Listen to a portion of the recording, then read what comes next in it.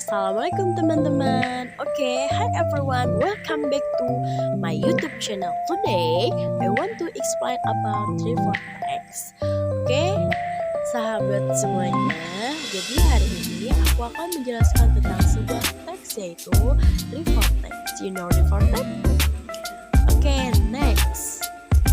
Revortex definition have a logical string of factors that are stated without any personal involvement from writers. Revortex are about living things like plants and animals and non-living things like cars and ocean.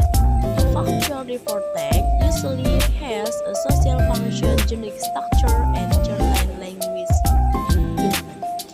Jadi revortex itu pengertiannya urutan atau runtutan yang logis dari sebuah fakta yang dinyatakan tanpa keterlibatan orang lain atau bahkan dari pribadi si penulis. Jadi revortex itu apa sih? Nah, revortex itu membahas tentang makhluk hidup seperti tumbuhan, hewan, dan makhluk yang tidak hidup seperti mobil, lautan, dan lain sebagainya. Nah, revortex juga memiliki sebuah fakta atau faktual, yaitu satu, fungsi sosialnya, generic structure-nya, bahkan ada unsur kebahasaan tertentu ya. Jadi runtutan-runtutan itu harus ada dalam yang namanya revortex. Next, purpose, tujuan dari revortex. Revortex to present information about something as a result of systematic observation and analysis. To report classify the way things are. Jadi tujuan dari revortex itu satu, menyajikan informasi tentang sesuatu hasil pengamatan dan analisis yang sistematik. Nah, yang kedua untuk melaporkan, mengklarifikasikan apa adanya. Jadi revortex itu sebuah teks yang benar-benar terinci ya guys. Next kita ke generic structure. Generic structure, general clarification, setting clarification of the general aspect of thing, animal, plant, and which will be discussed in general. Emphasizing more about who, where, and when of the text. Description, describing the thing which will be discussed in detail. Fortified custom or deed for living creature and usage for material. Emphasizing more about how and why of the text. Jadi kita ngebahas tentang generic struktur revortex. Nah, yaitu satu, general clarification atau klarifikasi umum, menyatakan klarifikasi aspek umum hal hewan, tumbuhan, dan lainnya yang akan dibahas secara umum. Nah, lebih membahas tentang siapa, di mana, kapan teks tersebut. Nah, description atau mendeskripsikan hal yang akan dibahas secara rinci, bagian demi bagian, custom atau perbuatan untuk makhluk hidup dan penggunaan bahannya. Nah, itu yang namanya generic struktur dalam revortex.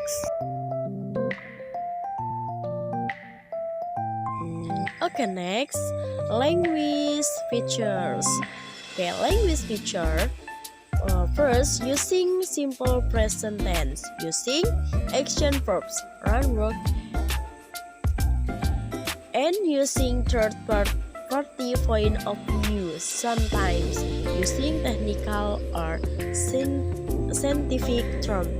Jadi di revortex itu tadi ya ada fungsi sosial, ada generic structure atau struktur generik. Nah, dan terakhir itu unsur kebahasaan. Nah, unsur kebahasaan di revortex itu kenapa sih menggunakan simple present tense? Karena dia itu apa coba? Habitual action atau facts. Nah, jadi dia tuh menggunakan sebuah kebiasaan atau fakta ya.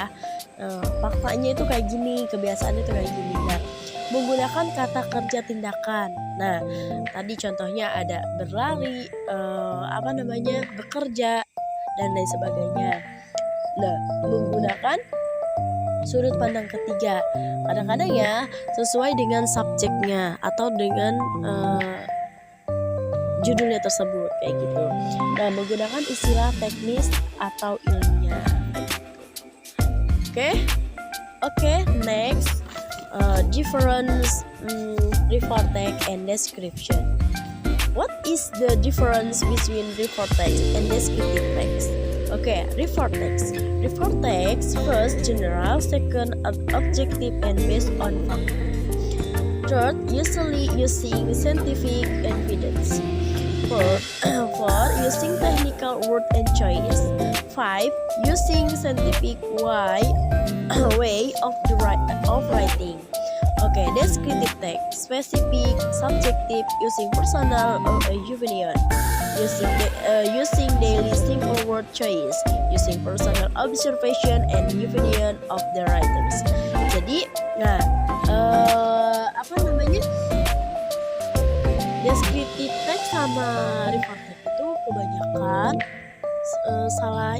bukan salah kaprah, tapi lebih ke banyak yang tertukar ya kawan-kawan. Nah, di sini ada perbedaannya ya, refer text sama descriptive text. Nah, kalau refer text itu lebih ke umum ya, menggunakan lebih ke objektif dan berdasarkan fakta yang ada di lapangannya. Nah, menggunakan ilmiah atau bukti yang nyata gitu kan, menggunakan pilihan kata yang teknis. Jadi gak salah-salah ya kawan-kawan. Nah, yang terakhir itu cara ilmiah dalam menulisnya. Oke. Nah, kalau descriptive text itu lebih kayak spesifik gitu loh, lebih ke khusus ya, teman-teman. Oke, lebih subjektif, menggunakan pendapat pribadi. Nah, ini nih lebih ke lebih ke pendapat pribadi gitu ya, menggunakan kata harian atau pilihan kata yang sehari-hari dipakai kayak gitu, menggunakan pribadi untuk berobservasi dan pendapat menulis. Nah, bedanya refer text dan descriptive text. Nah, kalau refer text itu lebih ke general ya, lebih ke umum kayak gitu. Nah, kalau misalnya descriptive text itu lebih ke spesifik, lebih ke umumnya kayak gitu. Oke, next. Oke, example text refer text. Nah, di sini ada sebuah contoh text refer text, nah yaitu Komodo dragon atau Komodo naga ya, naga komodo ya.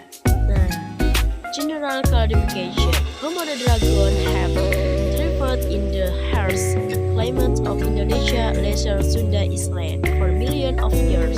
Also, imagine their existence was unknown to hunt until about 100 years ago.